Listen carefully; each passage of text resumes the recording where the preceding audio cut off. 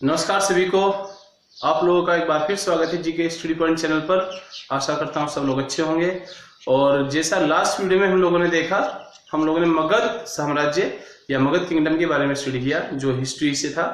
और अब हम लोग क्लास 6 एनसीईआरटी ज्योग्राफी से एक और इंटरेस्टिंग चैप्टर में लेकर आए हूँ आपके लिए, major domains of the earth, पृथ्वी के मुख्य परितंत्र।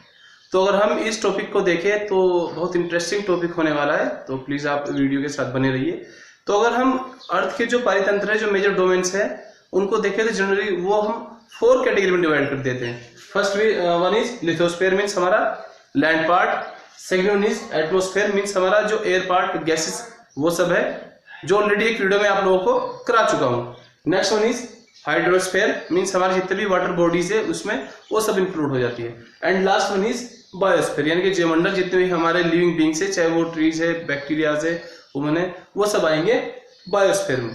ठीक है, तो ये हमारे 4 हो गए। सबसे पहले हम इसमें स्टडी कर लेते हैं लिथोस्फीयर की। अगर हम लिथोस्फीयर की बात करें तो हमारे पूरे अर्थ का ये 29% ऑलमोस्ट, लगभग 29% कवर करता है। मतलब 29% लैंड पार्ट है, लिथोस्फीयर है, और बाकी जो रेस्ट बचता है आपका 71, वो है वाटर बॉडीज। ठीक है, तो अगर हम लिथोस्फीयर की बात करें, हम लिथोस्फीयर को जनरली 7 कॉन्टिनेंट्स में डिवाइड कर देते हैं। 7 महाद्वीप आपने सुना होगा, 7 कॉन्टिनेंट्स। तो आज हम उन 7 कॉन्टिनेंट्स का ही थोड़ा स्टडी करेंगे। ठीक है, तो सबसे पहले उसमें हम आते हैं जिस कॉन्टिनेंट में हम लोग रहते हैं, यानी कि एशिया कॉन्टिनेंट, जो पूरी अर्थ का सबसे बड़ा कॉन्टिनेंट है, और जितना भी लैंड पार्ट है उस लैंड पार्ट का 1/3 पार्ट कवर करता है। चलिए आइए एशिया के बारे में थोड़ा देखते हैं। अगर एशिया कॉन्टिनेंट की बात करें तो ये पूरा ईस्टर्न हेमिस्फीयर में एग्जिस्ट करता है, पूरा पूर्वी गोलार्ध में है। ठीक है, वैसे इसको हम इसके जस्ट मैप के थ्रू समझेंगे। तो अगर हम एशिया की बात करें तो ये वर्ल्ड की लार्जेस्ट कॉन्टिनेंट है, विश्व का सबसे बड़ा महाद्वीप है। साथ ही साथ ये पूरे लैंड पार्ट का, मतलब पूरे लिथोस्फीयर का 1/3 पार्ट कवर करता है। पूरे संपूर्ण भूभाग का, पूरे लिथोस्फीयर का 1/3 भाग ढकता है, और ये पूरा ईस्टर्न हेमिस्फीयर में है। साथ ही साथ ये यूरोप से, यूरल माउंटेन से अलग होता है। इससे लोग और भी है, जैसे यूरोप से ये दूसरी, और जैसे ये अफ्रीका से स्वेज कैनल से अलग होता है। वो सब चीजें मैं इसके बाद आपको मैप में बताऊंगा। ठीक है, तो ये हो गया एशिया का। टोटल इसमें कंट्रीज है ऑलमोस्ट 50 कंट्रीज। ठीक, इसे 50 कंट्रीज है। तो ये सबसे बड़ा कॉन्टिनेंट है। बात करते हैं सेकंड वन जो लार्जेस्ट है, तो दूसरा सबसे बड़ा कॉन्टिनेंट है अफ्रीका कॉन्टिनेंट। अफ्रीका कॉन्टिनेंट की बात करें, ये वही कॉन्टिनेंट है इसमें Sahara desert, Nile river, Sahara desert भी वर्ल्ड फेमस है, नाइल रिवर भी वर्ल्ड फेमस है। ये वही कॉन्टिनेंट है। तो अगर अफ्रीका कॉन्टिनेंट की बात करें तो इसका जो लार्जेस्ट पार्ट है वो नॉर्दर्न हेमिस्फीयर में होता है, मतलब इसका जो बड़ा क्षेत्र है वो उत्तरी गोलार्ध में है। साथ ही साथ जो 0 डिग्री लैटिट्यूड, जिसको हम भूमध्य रेखा बोल देते हैं, 0 डिग्री लैटिट्यूड, वो इसके लगभग 20 से होकर गुजरती है, इसके मिडिल एरिया से पास होती है। ठीक है, और सबसे बड़ी बात क्या है कि जो मेन हमारे लैटिट्यूड्स हैं, tropic of cancer, tropic of capricorn, equator means 0 degree latitude, वो सभी इस कॉन्टिनेंट से पास होते हैं। मतलब कर्क रेखा, मकर रेखा, भूमध्य रेखा, ये सब अफ्रीका कॉन्टिनेंट से पास होते हैं। ये ओनली ऐसा कॉन्टिनेंट है जहां से ये सब लैटिट्यूड्स क्रॉस होते हैं या पास होते हैं। ठीक है, तो ये तो बात हो गई एशिया और अफ्रीका की। अब इन दोनों कॉन्टिनेंट्स को हम देख लेते हैं मैप के थ्रू। पहले हम लोग देख लेते हैं एशिया। एशिया कॉन्टिनेंट की अगर बात करें, ये पूरा एशिया कॉन्टिनेंट है, यहाँ से यहाँ तक। ये ऑस्ट्रेलिया कॉन्टिनेंट स्टार्ट हो जाता है, ये पूरा आपका एशिया कॉन्टिनेंट है। ठीक है, कजाकिस्तान इधर ये बॉर्डर बनाता है यहाँ टर्की के साथ, क्योंकि टर्की का कुछ पार्ट यूरोप में है, इसका कुछ पार्ट एशिया में। ठीक है, और मैंने आपको बताया था अफ्रीका के साथ बनाता है स्वेज कैनल से।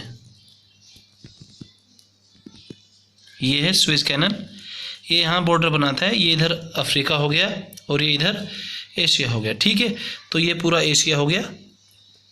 इधर एशिया के साउथ में है इंडियन ओशियन। ओके, ये एक ही ओशियन के साथ टच होता है, इंडियन ओशियन। एशिया की बात करते हैं फिर अफ्रीका की। ये अफ्रीका कॉन्टिनेंट हो गया। इसके ईस्ट साइड में इंडियन ओशियन, और इसके वेस्ट साइड में अटलांटिक ओशियन, ठीक है, और इसके नॉर्थ साइड में है मेडिटेरियन सी। तो ये हो गया इसका लोकेशन। ओके, ये यहाँ स्वेज कैनल से एशिया से अलग होता है, ठीक है। तो इसके बाद अब नेक्स्ट देखते हैं। तो बात करते हैं वर्ल्ड की थर्ड लार्जेस्ट कॉन्टिनेंट की। तो वर्ल्ड का थर्ड लार्जेस्ट कॉन्टिनेंट है नॉर्थ अमेरिका। अगर नॉर्थ अमेरिका की बात करें तो जनरली इसमें आपने दो कंट्रीज नोटिफाई की होंगी, यूएसए एंड कनाडा। संयुक्त राज्य अमेरिका और कनाडा इस कॉन्टिनेंट की दो बड़े कंट्रीज है। साथ ही साथ अगर यहाँ देखें तो ये साउथ अमेरिका से एक इस्थमस ऑफ पनामा, यानी इसको पनामा स्थल डमरू मध्य भी बोलते हैं, उससे जुड़ा हुआ है, ठीक है। और यहाँ की रॉकी और एप्लेशियन दो बड़ी पर्वत श्रेणी है, दो बड़े माउंटेन रेंज है, ठीक। ये तो हुआ नॉर्थ अमेरिका। टोटल कंट्रीज है 23, याद रखना, नॉर्थ अमेरिका में टोटल 23 कंट्रीज है। अब बात करते हैं साउथ अमेरिका की। साउथ अमेरिका की बात करें तो उसमें टोटल 12 कंट्रीज है, याद रखना आप लोग। 12 कंट्रीज जैसे चिली, ब्राजील, अर्जेंटीना, कुछ ऐसी बहुत सी कंट्रीज है। मैप में इसके बाद में आपको दिखाऊंगा, ठीक है। अगर बात करें कुछ फिजिकल फीचर्स की तो एंडीज जो वर्ल्ड की लॉन्गेस्ट माउंटेन रेंज है, एंडीज जो विश्व की सबसे बड़ी पर्वत श्रेणी है, वो साउथ अमेरिका में। साथ ही साथ जो वर्ल्ड की सबसे बड़ी रिवर है अमेजोन, वो भी साउथ अमेरिका में है। अमेजोन के जंगल आपने सुना ही होगा, बहुत भयानक जंगल है। तो ये हो गया नॉर्थ अमेरिका और साउथ अमेरिका, यानी थर्ड और फोर्थ लार्जेस्ट कॉन्टिनेंट। इनको थोड़ा मैप में देख लेते हैं, मैप में कुछ और इन्फॉर्मेशन मिल जाएगी कॉन्टिनेंट और साउथ अमेरिका कॉन्टिनेंट की। ये है नॉर्थ अमेरिका कॉन्टिनेंट, ये कनाडा कंट्री है, यूएसए हो गया और मैक्सिको, ये 3 बड़ी कंट्रीज है इसमें। और अगर इसकी बात करें तो इसके नॉर्थ साइड में है आर्कटिक ओशियन, ये रहा आर्कटिक ओशियन इसके नॉर्थ साइड में है, ठीक है। और अगर बात करें इसके वेस्ट साइड में तो इसके वेस्ट साइड में है पैसिफिक ओशियन, और इसके ईस्ट साइड में है अटलांटिक ओशियन, और इसके साउथ में है ये आपका साउथ अमेरिका। ये है इस्थमस ऑफ पनामा, यहाँ पर है पनामा कैनल बनाया हुआ है। ये लिंक है दोनों के बीच, नॉर्थ अमेरिका कॉन्टिनेंट के बीच और साउथ अमेरिका कॉन्टिनेंट के बीच, ठीक है। तो बात करते हैं साउथ अमेरिका की। साउथ अमेरिका के ईस्ट साइड में अटलांटिक ओशियन सेम जैसे नॉर्थ अमेरिका में है, और वेस्ट साइड में पैसिफिक ओशियन। इसको नॉर्थ अमेरिका वही इस्थमस ऑफ पनामा पनामा स्थल डमरू मध्य से सेपरेट करता है यहाँ। तो ये हो गए ये नंबर 3 और नंबर 4 कॉन्टिनेंट। अब बात करते हैं नंबर 5th लार्जेस्ट कॉन्टिनेंट की। वर्ल्ड का नंबर 5th लार्जेस्ट कॉन्टिनेंट है अंटार्कटिका। अंटार्कटिका क्या है, वो पूरा साउदर्न हेमिस्फीयर में है, और जो साउथ पोल यानी दक्षिण ध्रुव वो उसके ऑलमोस्ट सेंटर में है, ठीक है। और दूसरी बात करें तो यहाँ पर कोई भी ह्यूमन परमानेंट सेटलमेंट नहीं है। यहाँ इंसान ने घर नहीं बनाया, क्योंकि यहाँ की क्लाइमेटिक कंडीशंस इतनी मतलब वो है प्रॉब्लम वाली है, क्योंकि यहाँ पूरा जो पार्ट है वो आइस की एक मोटी लेयर से ढका हुआ है। ठंड ज्यादा रहती है, टेम्परेचर माइनस में रहता है हमेशा, तो इसलिए यहाँ पर घर बनाना पॉसिबल नहीं है। हाँ, यहाँ पर कुछ कंट्रीज ने रिसर्च सेंटर्स बनाए हुए हैं, जैसे इंडिया का भी यहाँ पर मैत्री और दक्षिण गंगोत्री 2 रिसर्च सेंटर्स है, ठीक है। वैसे यहाँ कोई परमानेंट सेटलमेंट नहीं है। अगर बात करें 6th लार्जेस्ट कंटिनेंट की, वो है यूरोप। यूरोप आप लोग जानते होंगे वर्ल्ड का सबसे डेवलप्ड जो कंट्रीज है वो यूरोप कॉन्टिनेंट में है, ठीक है। तो जो आर्कटिक सर्कल है वो इस कॉन्टिनेंट से पास होता है, एक ही लैटिट्यूड यहाँ से पास होता है, आर्कटिक सर्कल, ठीक। ये हो गई बात यूरोप की। इसके बाद लास्ट वन इज ऑस्ट्रेलिया, मतलब सबसे छोटा जो कॉन्टिनेंट है वो है ऑस्ट्रेलिया। इसमें 3 कंट्रीज है, ऑस्ट्रेलिया, न्यूजीलैंड और न्यू पापुआ गिनी। याद रखना 3 ही कंट्रीज कॉन्टिनेंट में, ऑस्ट्रेलिया जिसके नाम पर ये कॉन्टिनेंट है, न्यूजीलैंड और पापुआ न्यू गिनी। अगर इसकी बात करें, इसको हम आइलैंड कॉन्टिनेंट भी कह देते हैं, क्योंकि ये पूरा कॉन्टिनेंट चारों ओर से वाटर बॉडी से घिरा हुआ है, इसलिए हम इसको कभी कभी आइलैंड कॉन्टिनेंट भी कह देते हैं, और ये भी पूरा साउदर्न हेमिस्फीयर में है। तो ये तो हो गए हमारे 7 कॉन्टिनेंट्स। वैसे इन तीनों कॉन्टिनेंट्स को हम एक बार मैप में भी स्टडी कर लेते हैं, ठीक है।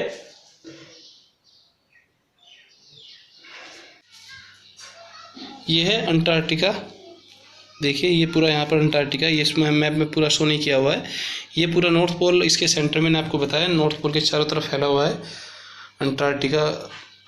और ये जैसे मैंने आपको बताया था 5th सबसे बड़ा कॉन्टिनेंट है, ठीक है, अंटार्कटिका कॉन्टिनेंट। अब अंटार्कटिका के बाद देखते हैं। अंटार्कटिका के बाद हम बात करते हैं यूरोप की। यूरोप कॉन्टिनेंट है। देखिए यूरोप कॉन्टिनेंट अलग होता है ये अफ्रीका से, मेडिटेरियन सी से, ठीक है। और इसके वेस्ट साइड में है अटलांटिक ओशियन, ये रहा इधर अटलांटिक ओशियन, और ईस्ट साइड में इसके एशिया है, ठीक है। और इसके नॉर्थ साइड में ये पूरा फैला हुआ है ऊपर तक, साउथ में इसके अफ्रीका है। इसके बाद हम देखते हैं ऑस्ट्रेलिया कॉन्टिनेंट को। ऑस्ट्रेलिया कॉन्टिनेंट जैसे बताया आइलैंड कॉन्टिनेंट है, चारों तरफ वाटर है। इसका ये हो गया इधर पापुआ न्यू गिनी, और यहाँ में हो गया न्यूजीलैंड। तो ये हो गया ऑस्ट्रेलिया कॉन्टिनेंट, ठीक है। चलिए, तो लिथोस्फीयर के बाद नेक्स्ट हम टॉपिक लेते हैं हाइड्रोस्फीयर, मीन्स हमारा जलमंडल। हमारा जितना भी वाटर पार्ट है अर्थ पे, जितना भी पानी है, वो सबको हम आगे स्टडी करते हैं, ठीक है। तो सबसे पहले हम फर्स्ट पॉइंट देख लेते हैं। 71% of earth is covered with water. हमारी अर्थ का टोटल जितना भी है हमारी अर्थ, उसका 71%, उसका 71% पानी से ढका हुआ है, ठीक है। बाकी 29 लिथोस्फीयर मतलब हमारा स्थल भाग है, जो मैं इससे पिछले टॉपिक में आपको बता चुका हूँ, ठीक है। और अगर इस वाटर की भी बात करें, इस वाटर का भी 97% जो वाटर है वो ओशियंस में है। मतलब जितना पानी है उसका भी 97% हमारे महासागरों में, ठीक है।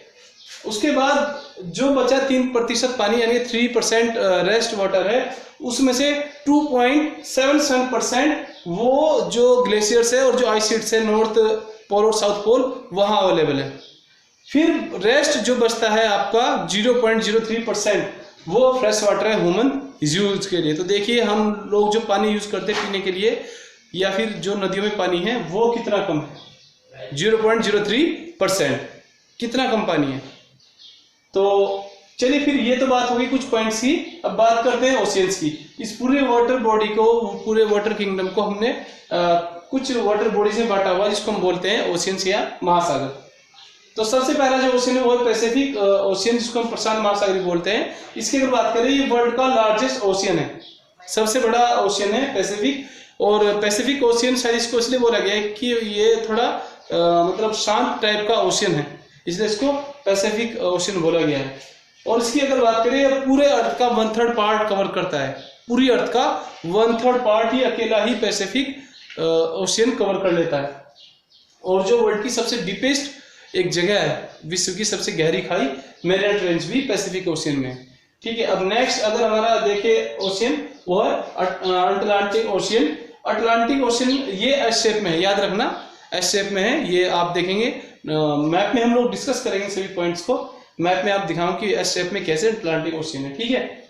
फिर नेक्स्ट है इंडियन ओशियन। ये ऐसा अकेला ओशियन है जो किसी कंट्री के नाम पर है। हिंद महासागर, ये भारत के नाम पर इसका नाम रखा गया है, हिंद महासागर, ठीक है। नेक्स्ट है आर्कटिक ओशियन। आर्कटिक ओशियन को जो आर्कटिक सर्कल है, आर्कटिक वर्थ है, उसके नाम पर इसका नाम रखा गया, क्योंकि ये इसी वर्थ के साथ साथ फैला हुआ है।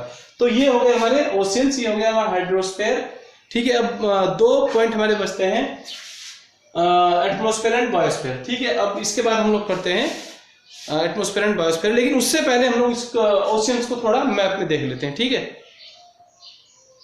बात ओशियन की करें तो ये पैसिफिक ओशियन है। देखिए इधर चाइना, ऊपर रशिया, ठीक है। और इसे मैं आपको थोड़ा दिखा देता हूँ दूर से। ये हो गया पैसिफिक ओशियन, ये इधर चाइना और रशिया से टच है, और इधर नॉर्थ अमेरिका और साउथ अमेरिका, इन दोनों से टच है। Pacific, south Pacific ocean, north Pacific ocean, ठीक है। तो पैसिफिक ओशियन अर्थ के 1/3 पार्ट को कवर करता है। पैसिफिक ओशियन के बाद जो सेकंड लार्जेस्ट ओशियन है वो है इंडियन ओशियन। ये देखिए ये ऑलमोस्ट 3 कॉन्टिनेंट से घिरा हुआ है ये ओशियन।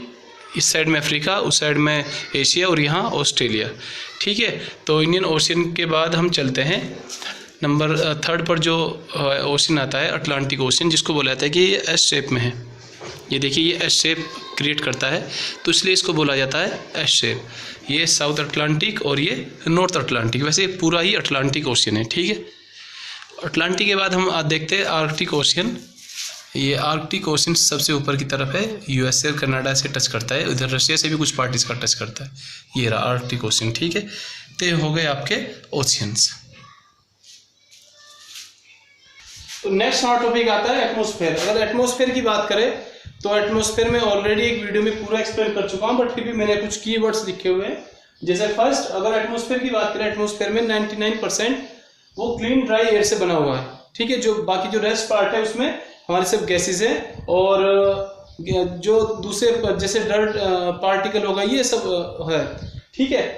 तो उसमें जो 1% है 78% नाइट्रोजन और 21% ऑक्सीजन और 1% में जो रेस्ट गैसेज है, अदर गैसेज है जैसे कार्बन डाइऑक्साइड, ओजोन, आर्गन, ये सब है, ठीक है। और ये अगर एटमॉस्फेयर को देखें, ये 1600 किलोमीटर 1600 किलोमीटर एक मोटी लेयर बनती है। तो ये हो गया एटमॉस्फेयर का। अगर एटमॉस्फेयर को आपको डिटेल में देखना है तो मेरे चैनल को सब्सक्राइब करके मेरी जो लास्ट वीडियोस हैं उसमें आप चेक कर सकते हैं, ठीक है। तो लास्ट हमारा डोमेन्स बचता है, परितंत्र बचता है बायोस्फीयर। बायोस्फीयर की बात करें, बायोस्फीयर में हम सब लिविंग बींग्स हैं, इनके बैक्टीरिया से लेके जो बड़े बड़े मेमथ हैं उनको इंक्लूड कर लेते हैं, सब इसमें आएगा जो लिविंग बींग्स है, ठीक है। इसको भी हम जनरली 2 पार्ट में डिवाइड कर लेते हैं। एक होता है फ्लोरा, मीन्स प्लांट किंगडम, जितने भी हमारे वनस्पति जगत है वो, और दूसरा होता है फोना, मीन्स हमारे जितने भी जंतु जगत है वो। फ्लोरा फोना आपको याद रखना है। फ्लोरा मीन्स प्लांट किंगडम यानी वनस्पति जगत, और फोना मीन्स एनिमल किंगडम यानी जंतु जगत। देखिए इसके पीछे एक लॉजिक बता सकता हूँ आपको। Flora means plant kingdom, flora बनता है फ्लावर से और फ्लावर होता है प्लांट्स में, तो ये आ जाएगा आपका प्लांट किंगडम वनस्पति जगत, फोना एनिमल किंगडम जंतु जगत। तो ये आज का हमारा टॉपिक था, major domains of the earth. Please आप कमेंट से बताइए आपको टॉपिक कैसा लगा। वीडियो को लाइक कीजिए, ज़्यादा से ज़्यादा शेयर कीजिए। अगर अभी तक आपने चैनल को सब्सक्राइब नहीं किया हो तो प्लीज़ चैनल को सब्सक्राइब कर लीजिए, ताकि मेरी आने वाली वीडियोस आपको जल्द से जल्द आपके पास पहुंचती रहे। तो इसी आशा के साथ आज फिर मैं आपसे आज के लिए विदाई लेता हूँ। नेक्स्ट क्लास में फिर मिलते हैं।